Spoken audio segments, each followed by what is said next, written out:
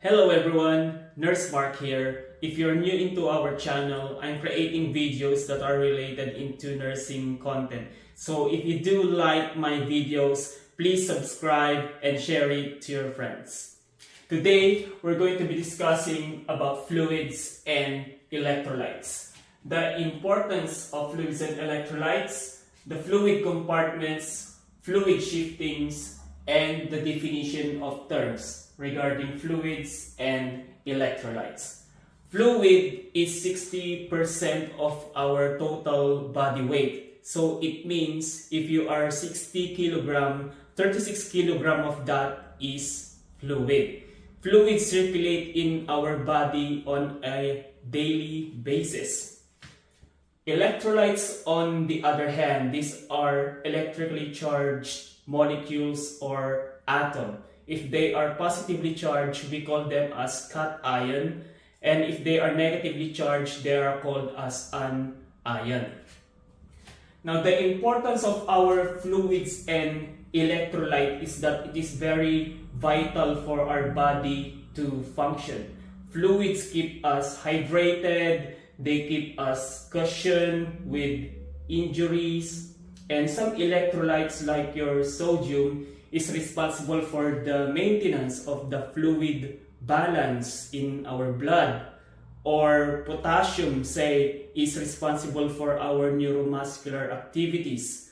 Or calcium is responsible for your bone and teeth formation. So fluids and electrolyte is vital for our homeostasis, the body's internal balance. That is why it is important for us nurses to know their normal values, how to monitor them, and what are their functions in our body. Now let's go to fluid compartments. We have two major fluid compartments in our body, namely the intracellular and the extracellular space. The intracellular space comprises of 2/3 of our fluid, and these are the fluids within the cell, inside the cell. And the extracellular space comprises of 1/3 of the total body fluid, and these are the fluids outside of your cell. The extracellular space is subdivided into 3 further spaces, namely the intravascular, interstitial, and transcellular. Intravascular, these are the fluid within the blood vessel. It means this is your blood. And your blood is 3 liters of fluid, which are called as plasma, and 3 liters of solute, which are the blood cells. Your erythrocytes or RBC, red blood cell, your leukocytes or your thrombocytes. Interstitial, these are the fluids that surround the cell and makes up to 11 to 12 liters of the total body fluid. An example of these are lymph. We're going to discuss lymph further when we go to our cardiovascular system. And transcellular, these are fluids within the organ and that serves a specific function. This contains the least amount of fluid, just 1 liter of the total body fluid. An example of this one is your cerebrospinal fluid, which nourishes our meninges, the brain, and the spinal cord. Synovial fluid, which serves as cushion in our joints. And intraocular fluid, these are the fluid within our eye. Now let's go to fluid shifting.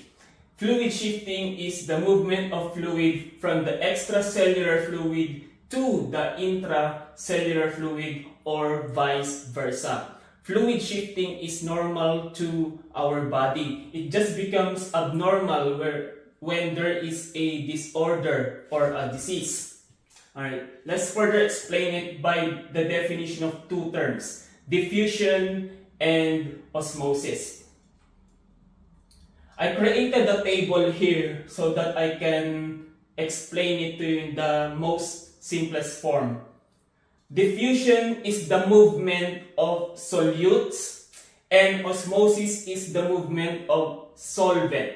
Solutes, these are the solid particles. Can be your electrolytes, sodium, potassium, your blood cells. Solvent, this is fluid, namely your water or your plasma in your blood. So again, repetition. Diffusion is the movement of solute. Osmosis is the movement of solvent. Diffusion is the movement of solute from an area of higher to lower concentration, while osmosis is the movement of solvent from an area of lower to higher concentration. So an area has a high concentration if there is more solute in that area. Repeat, the higher solute count, the higher the concentration. Okay, let's explain it further. Here is an example of diffusion. The main example of diffusion is our gas exchange. Question: where does gas exchange takes place in our body? Where is carbon dioxide and oxygen exchange takes place? It takes place in the pulmonary capillary. So here, pay attention. This is an example of diffusion. Here in the pulmonary capillary, the blood that it is carrying is rich in carbon dioxide, because our body here is trying to get rid of carbon dioxide and it is low in oxygen. So what happens is that when we inhale, when we breathe in air, our alveoli, which are in the lungs, are filled with oxygen. Take a look at this. Now, we said diffusion is the movement of solutes. Here in this instance is your oxygen from an area of higher to lower concentration. This is the area of high concentration. This is the area of low concentration. So what happens is that during inspiration, oxygen here moves, oxygen in the alveoli moves into your pulmonary capillary, and that oxygen is delivered all throughout our body, higher to lower concentration. The same with your carbon dioxide. When we exhale, carbon dioxide moves from your pulmonary capillary to your alveoli. High concentration, low concentration, and the carbon dioxide is exhaled through the air. Osmosis. Osmosis is the movement of solvent from an area of lower to higher concentration. Okay, take a look at this. This circle here, this is the cell. And inside the cell, there will be electrolyte. In some instances, like your fluid and electrolyte imbalance, for example, there is little sodium. There is a lot of sodium outside of the cell, or as we term it, hypernatremia. Okay? Increased sodium outside of the cell, that is hypernatremia. Now look, what happens to the fluid? We said that osmosis is the movement of solvent, that is the fluid, from an area of lower to higher concentration. There's only one sodium molecule here, while there is a lot outside the cell. So this is the area of lower concentration. This is the area of higher concentration. That's why the fluid goes outside of the cell. Okay? Lower, higher. That's why the fluid goes outside of the cell. Now, what if there is a decrease in sodium in the blood? We term that as hyponatremia. What happens to the fluid? Lower concentration, higher concentration. That's why the fluid goes into the cell. Both of these are harmful, because if fluid goes outside of the cell, what will happen to the cell?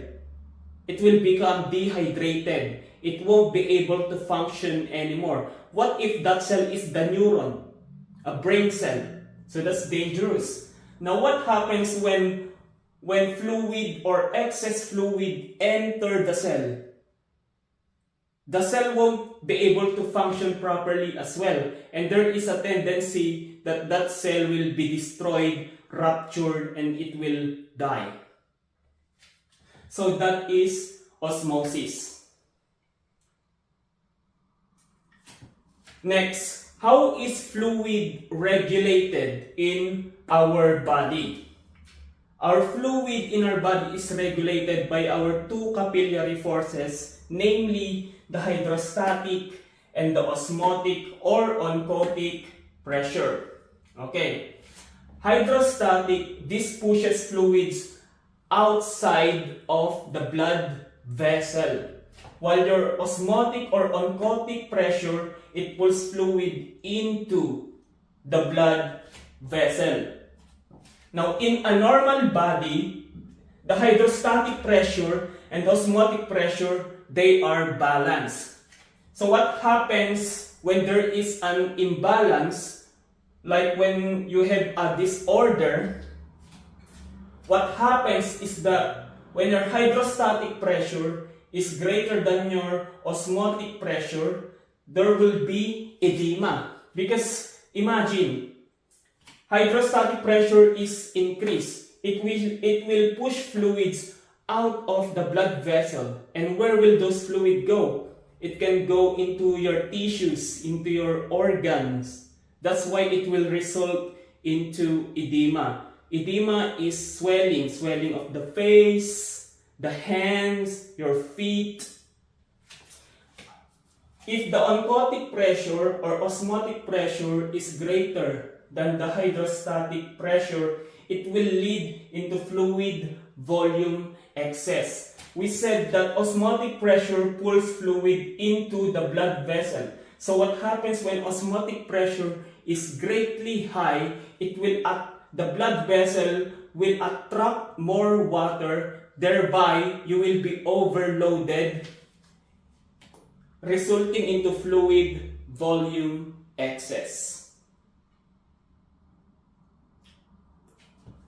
So I hope that's clear. I hope you learned something in my video. In our next video, we're going to be discussing about electrolytes, and we're starting with sodium. The functions of sodium, the disorders that are associated with sodium, your hyper and hyponatremia. Okay, so that's it for the lecture. I hope you learned something. Nurse Mark 26 signing out.